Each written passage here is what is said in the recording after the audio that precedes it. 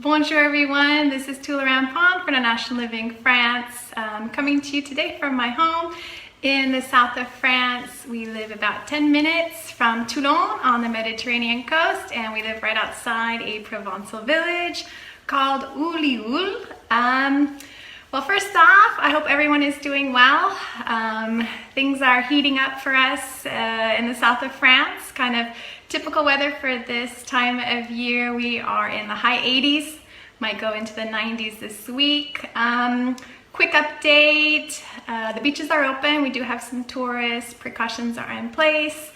We are having as normal a summer as we can under these conditions. It's nice to be able to get out and enjoy a little bit, but we're cautiously optimistic how things are gonna go. So, little update from France, how we're doing over here. I really hope you're doing well, whatever the corner of the world you're tuning in from today. I'm going to talk to you about culture and traditions in France, something that is very exciting, and big spoiler alert, it revolves all heavily around food. I've been here 10 years. Biggest mystery to me, which I have yet to solve, is how the French stay so slim and trim. I've packed out a couple kilos or pounds myself, and I think after this little presentation, you will see why. I'm going to talk again about the food, mainly local traditions in our area. France is a very diverse place. We'll go into that a little bit. And then some things that are tied a little bit to the Catholic culture.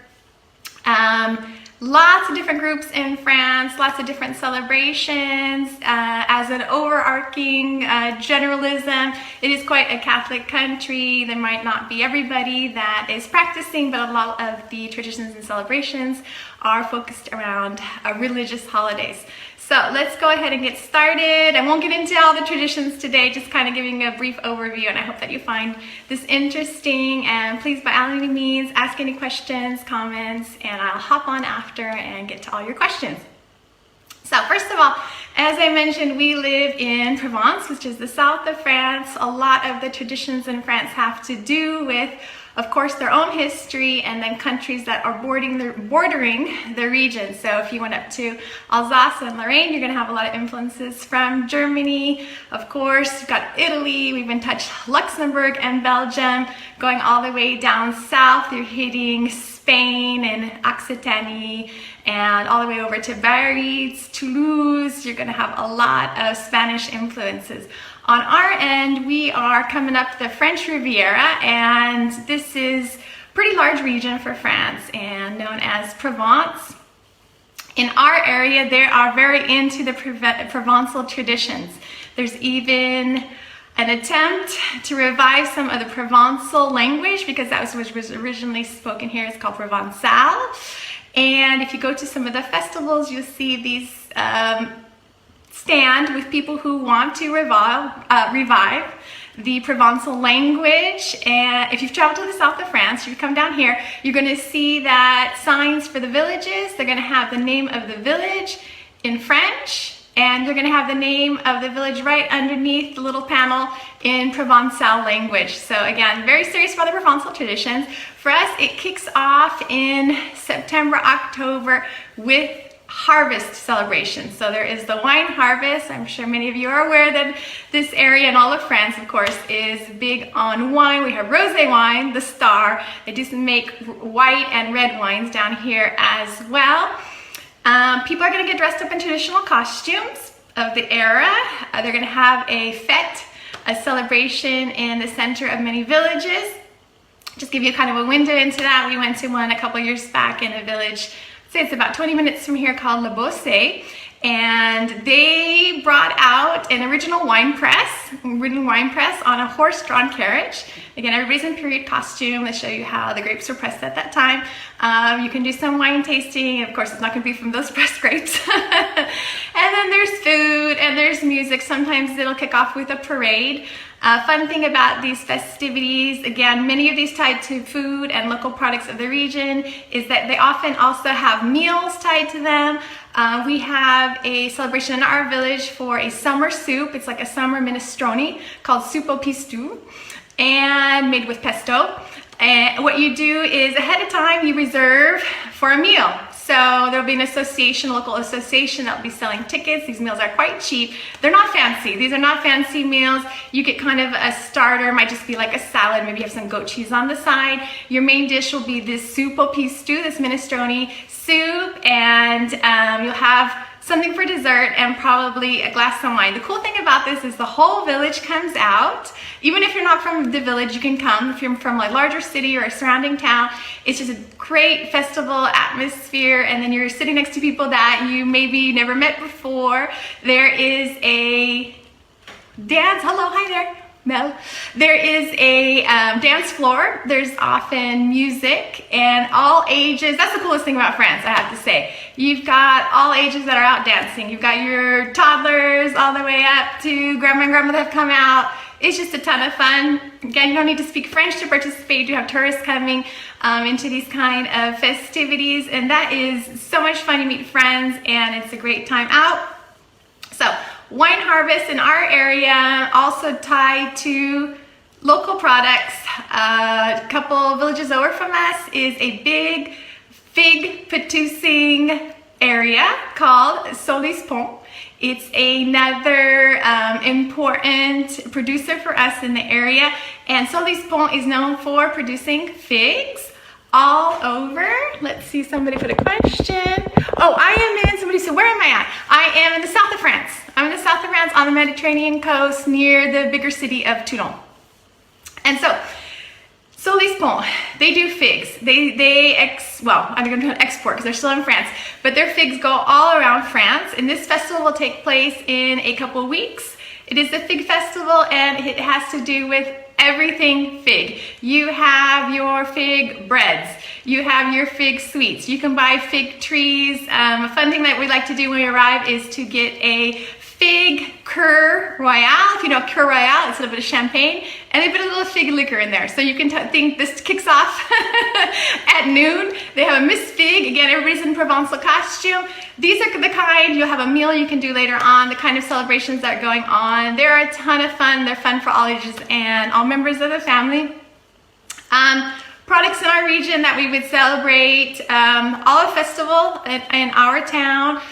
This area also has melons like cantaloupe, famous for some cured meats, interestingly enough, and of course, big lavender place. Lavender is in bloom right now. Maybe you have questions about this too, because I do get some questions about this every once in a while. Lavender is not near us. It's more there's lots of places to see in Provence. So you have to go a little bit further inland into the interior of the Provençal region to see the lavender fields. They're in bloom right now. We have a couple of friends visiting, and so we're probably going to take a tour out there and take some photos. And there are lavender festivals. So, already a lot of stuff going on. I just wanted to touch on some of the other festivities and traditions happening throughout the year. Again, this is for Provence. It'll be different regions. We were in Alsace for Christmas because I'm going to talk about Christmas. Totally different over there. Fun, but different traditions. In Provence, there's a tradition for Christmas Eve dinner. Christmas Eve dinner is a very light affair over here. And there is something called the 13 desserts. 13 desserts, a lot of people do not carry on these traditions. This is very traditional Provençal thing happening in France. 13 desserts represent Jesus and the apostles, and there's a bit of debate about what these 13 desserts are. But basically, this is old times. You have dates, pears, oranges, candied fruit. There is a cookie here called a calisson that comes from the town of Aix-en-Provence, a very beautiful town. If anybody's been, you'll never forget Aix-en-Provence. This calisson cookie is in this 13 desserts, and it is a cookie made with almonds, and it's flavored with orange blossom, a little bit of, I don't know exactly how they do it. I don't know how it's made, but it's delicious. So these 13 desserts are brought out. There's 3 white tablecloths that represent the Trinity. And people will dress up traditionally. Again, this is for Christmas Eve. Christmas lunch itself is a huge affair. So all around France, a very big deal. There's traditional foods that you eat, etc. And this really kicks off the holiday season. One thing that's really cool is in January, it's January 6th, the Epiphany, or the first Sunday after the 1st of January. And this is when we eat the king's cake. This is a tradition I know in other countries. In France, it's called the galette du roi. Funny thing about this, maybe many of you probably know this already, is that there is a little something hidden in this cake. This cake is made with a frangipan. I couldn't find the translation for this. I guess it's like a sweet almond kind of paste. It's kind of rich. There is something hidden in the cake. In the French, it's called the fève, which is kind of like the bean. Could be a little plastic Jesus. When you go to the bakery, you get your king cake, and the baker will give you a cardboard crown. You're eating your king cake. Whoever gets this little bean or baby Jesus is the king for the day. And they wear the crown and they're quite happy. This might make more sense if I tell you everybody at this time is drinking hard cider. So this is not just that weekend. The king cake goes on all throughout January. It's a fun time to meet with friends. What you do is on the weekend, you invite friends over. At time, French are kind of, they stick to their meal times, and that's maybe why they're so thin. But around 4 o'clock is called the Gote. This is snack time. So when you have snack time, 4 o'clock, you would invite your friends over. We do this every year. You will buy the king cake, and they'll probably offer to bring the cider over. So you're drinking your hard cider, you find your little fève bean, and somebody is the king for the day. So that is the period of Epiphany and Galette du Roi. In between that, we're gonna move on to Mardi Gras. It's a whole other story. I just wanna say quickly, another cool thing. I don't know how many people are practicing, Catholics, etc., because this is what the kind of, like I said, overarching, these public holidays are about. A lot of other different things, celebrations going on, but again, for the traditions and culture, this is the main thing, because what will we celebrate, because there again is another month practically of crepes. So there is a holiday, Chandler. I gotta look at my notes maybe, but I think it's 40 days after Christmas. I think it's 40 days, I'll check on that. And at the Chandler, you eat crepes. In English, this is called Candlemas. I'm not even sure if I'm pronouncing this correctly, but there are crepes everywhere. In the supermarkets, you have promotions for crepes. You've got the crepe pan they'll be selling. They'll have all the flour, Nutella, jams, caramel beurre salé, which is salted caramel. It is everywhere, and people are looking forward to it, young and old kids. And we're at home flipping crepes. And the thing, again, tradition in France is if you can throw your crepe up in the air and you flip it perfectly, that brings good luck. The last religious one I'm going to talk about is start of Lent. So I wrote this down too. I think it's 47 days before Easter. Big deal here. I'm sure many of you are aware that Mardi Gras is a French phrase, and Mardi means Tuesday and Gras means fat. So again, a lot of eating going on. Mardi Gras, the main thing, you'll eat some crepes, but also, maybe you know this already, beignets, which are just donuts, crepes, donuts, and they also have a fried pastry topped with sugar called an oreillette. Big food, a big foodie day. Going on, you up until this day, Lent, you're eating crepes. After, you're not, traditionally during Lent, but this is when you go crazy on the Fat Tuesday. And for children, I found this really interesting. Children at school dress up as if it was kind of Halloween. They go into costumes, everything from, you could be a princess, dragon, Harry Potter, Ninja Turtle. Doesn't matter, it doesn't have to be anything specific. And what they have are little parades at school, and they'll have some sweets, some bonbons, and they get to parade around and show off their costumes. So that's kind of a Mardi Gras period. Gonna finish off here soon. I haven't really even kind of touched the surface. There's so much going on in France. I hope at least it's been a bit interesting. Just want to tell you a little bit about raclette. Raclette, during again this winter period, raclette is a time for people to get together around melted cheese. Raclette is the French answer to fondue. I'm not sure if raclette has made it over to the United States. When you first hear about it, it does sound kind of crazy and a bit strange. That's what I thought. What you do is you have a machine. It looks like a grill. You buy special slices of cheese, and you're gonna invite your friends over.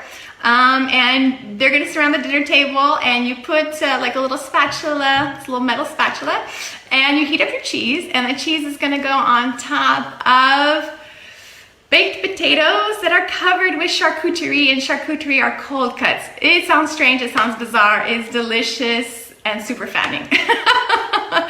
So you can think that winter is a difficult time. You can't, even here in the France, the weather is not, I mean the south of France, not fantastic. A lot of indulgences going on, a lot of comfort food. The big deal with this raclette, I have to say I'm a convert, it's actually very, very good. The big deal with the raclette is it's very easy to do. Briefly touch on daily traditions in French life. If you host a dinner, outside of a raclette, a dinner is going to be, I'm gonna try to remember everything, 5 courses. Aside from that, you're gonna have an aperitif time where you're going to invite people over for some drinks, and you're gonna make some nibbles, and usually those are homemade. Then you're gonna have an entree. It doesn't have to be something fancy, but it usually is, but it's home cooking. It's not something that you'll find in a restaurant. Then you're gonna have your main dish. Something I like to do is maybe like an easy steak with a sauce, and maybe you'd have just a side of mashed potatoes and some vegetables. Don't have to, you know, go crazy on that. And I can't remember which order this is in next, but there's a salad and a cheese course. I think the cheese course is first, and then the salad. And then there'll be a dessert. And the dessert, again, it can be a tart, but sometimes it's more elaborate than that. Hosting a dinner is a huge affair for the host or the hostess. I love it. I complain about it a lot, but it takes a lot of work. I'm at the supermarket, I have my list, and then I think, oh my God, the cheese. I forgot the cheese. I gotta go get the cheese. And what about the salad? So I'm gonna put a point in all of this, a period, by saying that that's another reason the raclette is so popular, because even though the French do like these long dinners, they're also very happy just to do something very simple and easy, just meet with friends and enjoy some of this winter comfort food. I could go on and on. There's a lot to cover. We didn't even really get into the spring or summer. It hopefully is a nice overview. I hope you found it interesting. I'd love to hear about your travels in France. Any questions that you have. It's a really fun place to live, and they have a lot of great festivities and traditions all year round. Thank you for tuning in. I really appreciate it, and a great day, a very bonne journée from the south of France, near Toulon on the Mediterranean coast. Au revoir, everybody. Bye-bye.